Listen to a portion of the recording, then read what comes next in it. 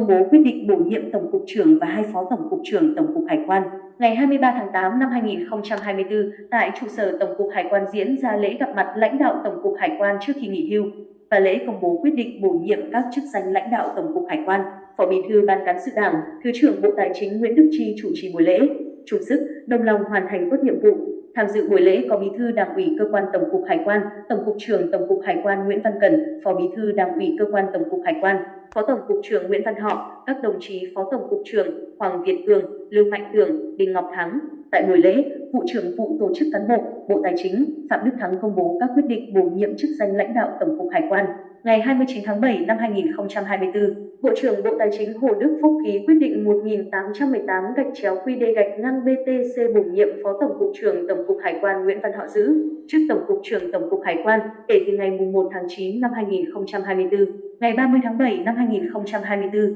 Thứ trưởng Bộ Tài chính Nguyễn Đức Chi ký quyết định 1819-QD-BTC bổ nhiệm Cục trưởng Cục Hải quan Bắc Ninh Trần Đức Hùng giữ chức Phó Tổng cục trưởng Tổng cục Hải quan kể từ ngày 1 tháng 9 năm 2024 và quyết định 1828-QD-BTC bổ nhiệm Cục trưởng Cục Giám sát Quản lý về Hải quan Ô Anh Tuấn giữ chức Phó Tổng cục trưởng Tổng cục Hải quan kể từ ngày 1 tháng 9 năm 2024.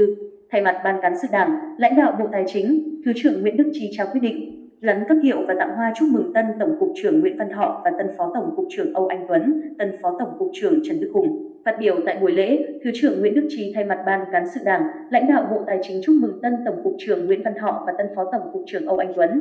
tân Phó Tổng cục trưởng Trần Đức Hùng. Thứ trưởng nhấn mạnh, các cán bộ lãnh đạo của Tổng cục Hải quan vừa được bổ nhiệm được đào tạo cơ bản, có nhiều năm công tác, trưởng thành trong ngành hải quan. Quá trình công tác thể hiện được năng lực, trình độ, hoàn thành tốt nhiệm vụ. Về thực hiện nhiệm vụ trong thời gian tới, yêu cầu đặt ra với ngành hải quan vẫn hết sức nặng nề, nhiều thách thức. Do đó, Thứ trưởng đề nghị tân Tổng cục trưởng Nguyễn Văn Họ và các tân Phó Tổng cục trưởng tiếp tục cố gắng, nỗ lực, phát huy năng lực, kinh nghiệm, đoàn kết cùng tập thể lãnh đạo Tổng cục lãnh đạo toàn ngành hoàn thành tốt nhiệm vụ được giao. Lãnh đạo Bộ Tài chính tin tưởng Ban lãnh đạo Tổng cục Hải quan tiếp tục phát huy tinh thần trách nhiệm, giữ vững và phát huy truyền thống đoàn kết, nhất trí trong nội bộ, chung sức, đồng lòng, nỗ lực phấn đấu hoàn thành tốt nhiệm vụ chính trị được Đảng, Nhà nước, Bộ Tài chính giao. Thứ trưởng Nguyễn Đức Chi nhấn mạnh, phát biểu nhận nhiệm vụ, thay mặt các đồng chí lãnh đạo được bổ nhiệm, tân Tổng cục trưởng Nguyễn Văn Họ bày tỏ sự cảm ơn chân thành đến lãnh đạo Bộ Tài chính và lãnh đạo công chức, viên chức, người lao động toàn ngành hải quan. Tân Tổng cục trưởng Nguyễn Văn Họ bày tỏ việc được bổ nhiệm trọng trách mới vừa là vinh dự, vừa là trách nhiệm hết sức nặng nề.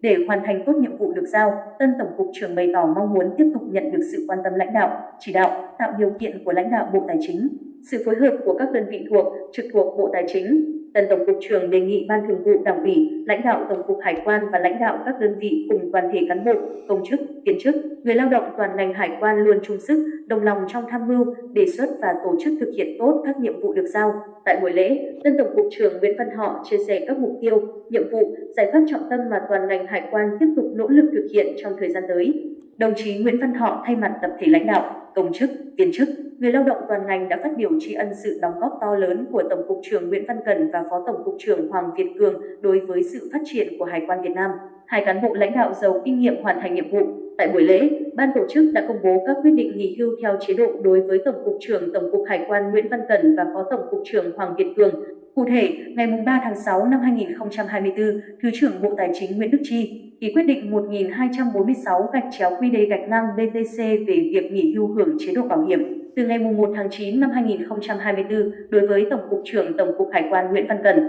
Cùng ngày, Thứ trưởng Bộ Tài chính Nguyễn Đức Chi ký quyết định 1245-QD-BTC về việc nghỉ hưu hưởng chế độ bảo hiểm từ ngày 1 tháng 9 năm 2024 đối với Phó Tổng cục trưởng Tổng cục Hải quan Hoàng Việt Cường. Thay mặt Ban cán sự Đảng, lãnh đạo Bộ Tài chính, Thứ trưởng Nguyễn Đức Chi trao quyết định và tặng hoa đồng chí Nguyễn Văn Cẩn và đồng chí Hoàng Việt Cường. Tại hội nghị, các đại biểu đã xem các thước phim tư liệu điểm lại quá trình công tác, phấn đấu, trưởng thành và đóng góp của Tổng cục trưởng Nguyễn Văn Cẩn và Phó Tổng cục trưởng Hoàng Việt Cường đối với sự phát triển của Hải quan Việt Nam. Thay mặt lãnh đạo Bộ Tài chính, Thứ trưởng Nguyễn Đức Chi ghi nhận và đánh giá cao những công lao, đóng góp to lớn của hai đồng chí đối với sự phát triển của Hải quan Việt Nam và đóng góp vào thành tích chung của ngành tài chính. Sự cố gắng, nỗ lực và kết quả, thành tích công tác của hai đồng chí đã được Đảng, Nhà nước, Chính phủ, Bộ Tài chính ghi nhận, trao tặng các phần thưởng cao quý. Theo Thứ trưởng, với vai trò là thành viên đoàn đàm phán WTO trong những năm qua, dưới sự chỉ đạo của đồng chí Nguyễn Văn Cần, các hoạt động hợp tác quốc tế của ngành hải quan đã đi vào thực chất,